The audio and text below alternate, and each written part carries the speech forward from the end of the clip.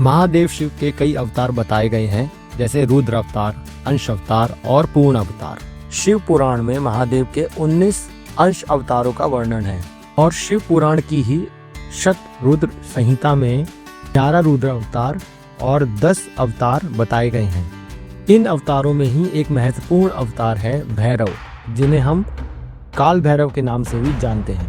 भगवान शिव की ही तरह काल भैरव बहुत जल्दी प्रसन्न हो जाते हैं और इनको प्रसन्न करने के लिए कर्म कांड के कठोर नियमों का पालन करना भी आवश्यक नहीं है।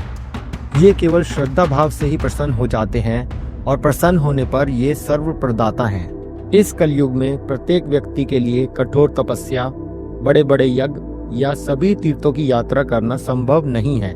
निराकार ब्रह्म का चिंतन और प्राचीन ग्रंथों को पढ़कर भक्ति के मार्ग पर चलना भी आज हर किसी के बस में नहीं है। लेकिन एक सामान्य गृहस्थ शीघ्र फल देने वाले इन भैरव की आराधना और उपासना कर अपनी इच्छा अनुसार वांछित फल प्राप्त कर सकता है, क्योंकि ये थोड़ी सी पूजा और नाम मात्र की साधना से ही प्रसन्न हो जाते हैं। उज्जैन के महाराज विक्रमादित्य, जिनके नाम पर हमारा विक्रम संवत चल रहा है, वह भैरव देव जी की उपासना के कारण ही चक्रवर्ती सम्राट बने थे। नाथ संप्रदाय के सबसे प्रमुख गुरु गोरखनाथ जी भी भैरव देव की ही उपासना करते थे। हनुमान जी के समान ही काल भैरव भी धरती पर निवास करते हैं और अदृश्य रूप में अथवा विभिन्न रूप धारण कर हम लोगों के मध्य विचरण करते रहते हैं। भैरव देव को लेकर एक सामान्य भ्रांति यह है कि जब हम भैरव जी की बात करते हैं तो जन सामान्य उन्हें माता वैष्णो देवी के साथ पूजे जाने वाले भैरव बाबा समझ लेते हैं, जिन्हें भैरवनाथ कहा जाता है। माता वैष्णो देवी और भैरवनाथ की कथा हम सब जानते हैं। भैरवनाथ या भैरव बाबा एक अघोरी तांत्रिक थे, जिनका उद्धार कर माता वैष्णो देवी ने उन्हें अपने अंग रक्षक के रूप में स्थान प्रदान किया। जबकि भैरव देव जी भगवान शिव के पूर्ण अवतारों में से एक माने जाते हैं। माता काली के मंदिरों में हनुमान जी के साथ जिन भैरव की प्रतिमा देखी जाती है, वह भैरव देव जी ही हैं, जो कुकुर पर सवार, 4 हाथों वाले और पूर्ण कृष्ण वर्ण के हैं। इनके एक हाथ में त्रिशूल, दूसरे में डमरू, तीसरे में खप्पर और चौथे में एक कटा हुआ सिर है। यह सिर किसी और का नहीं बल्कि सृष्टि के रचयिता परमपिता ब्रह्मदेव का ही सिर है।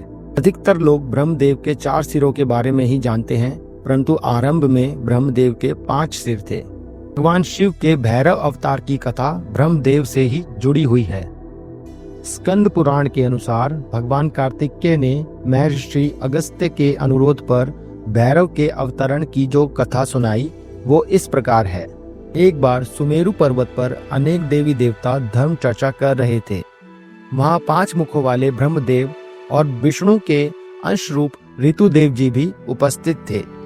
देवताओं को वहां देखकर कुछ महान ऋषि मुनि भी पर्वत पर आ गए और अपनी शंका के समाधान हेतु उन्होंने सभी देवताओं से एक प्रश्न पूछा कि आप सभी देवताओं में सर्वशक्तिमान और सबसे बड़ा कौन है। यह सुनकर ब्रह्मदेव बोले, मैंने ही संपूर्ण सृष्टि को उत्पन्न किया है, मैंने ही सभी जीवों का निर्माण किया है और सभी प्राणियों का पिता मैं ही हूँ, अतः मैं सबसे बड़ा देव हूँ। यह सुनकर भगवान विष्णु के अंश अवतार ऋतुदेव जी बोले, तुम अज्ञानता के कारण स्वयं को सर्वश्रेष्ठ बता रहे हो। तुमसे शक्तिशाली और महान तो मैं हूँ, क्योंकि मैं सृष्टि के पालन करता भगवान विष्णु का अंश हूँ। विवाद बढ़ता हुआ देखकर सभी देवताओं और ऋषि मुनियों ने सुझाव दिया, क्यों ना चारों वेदों से इसका निर्णय कराया जाए, क्योंकि चारों वेद ईश्वर रचित हैं। और सभी लोग वेदों के पास पहुंचे। ऋग्वेद, यजुर्वेद, सामवेद और अथर्ववेद, इन चारों वेदों ने क्रमशः देव आदिदेव महादेव को ही सर्वश्रेष्ठ बताया। ये सुनकर सभी देवता और ऋषि मुनि संतुष्ट हो गए, लेकिन ब्रह्मदेव नहीं हुए। फिर प्रणव द्वारा समझाए जाने पर भी ब्रह्मदेव को संतोष न हुआ और वे भगवान शिव की आलोचना करने लगे। तभी वहां ज्योतिपुंज के रूप में एक चतुर्भुज बालक प्रकट हुआ। उस बालक को देखकर ब्रह्मा जी ने पूछा, तुम कौन हो? लेकिन क्रोध से भरे ब्रह्मा जी को देखकर बालक जोर जोर से रोने लगा। ब्रह्मा जी को यह भ्रम हो गया कि यह बालक उनके मुख से उत्पन्न हुआ है और उसका रुदन देखकर उन्होंने उसका नाम रुद्र रख दिया। देखते ही देखते वह बालक बड़ा होने लगा और पूर्ण वयस्क रूप में आ गया। उसे देख ब्रह्मा जी और प्रसन्न हो गए और बोले, तुम मेरे मुख से उत्पन्न होने के कारण संपूर्ण विश्व का भरण पोषण करने में समर्थ हो, इसलिए मैं तुम्हारा एक नाम भैरव भी रखता हूँ। तुम्हें काल भी भयभीत नहीं कर पाएगा और मैं तुम्हारा एक नाम काल भैरव भी रखता हूँ। वरदान देते हुए ब्रह्मदेव बोले, तुम थोड़ी सी पूजा से ही संतुष्ट हो जाओगे और अपने भक्तों के पापों और कलेशों को पल भर में समाप्त कर दोगे, इसलिए मैं तुम्हारा एक नाम पाप भक्षक भी रखता हूँ और भगवान शिव की नगरी काशी का अधिपति कालराज भी घोषित करता हूँ।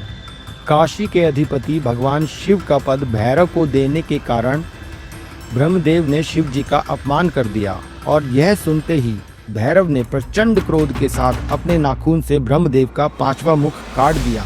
एक मुख कटते ही ब्रह्मा जी का भ्रम और अहंकार समाप्त हो गया और प्रायश्चित के लिए वे शिव स्तुति करने लगे। प्रसन्न होकर भगवान शिव प्रकट हुए और ब्रह्मा जी को अभय प्रदान करते हैं। अपराध बोध के कारण भैरव शिव जी के सम्मुख सिर झुकाए खड़े रहते हैं। तब शिव जी कहते हैं, ब्रह्मा जी का एक मुख काटकर तुमने ब्रह्म हत्या का पाप किया है, तुम्हें इसका प्रायश्चित करना होगा।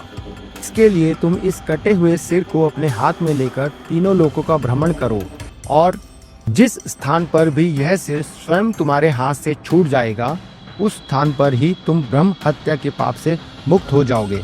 इसके साथ ही भगवान शिव ने ब्रह्म हत्या नाम की एक भयानक मुख आकृति वाली कन्या को प्रकट किया, जिसके एक हाथ में रक्त से भरा हुआ खप्पर और दूसरे हाथ में 2 धारी खड्ग थी और उसे भगवान ने आदेश दिया कि तुम सदैव भैरव के पीछे लगी रहना और उन्हें किसी भी एक स्थान पर स्थायी निवास मत करने देना जब तक भैरव ब्रह्म हत्या के पाप से मुक्त नहीं हो जाते। भगवान शिव ने यह भी कहा कि तुम मेरी नगरी काशी में प्रवेश नहीं करोगी।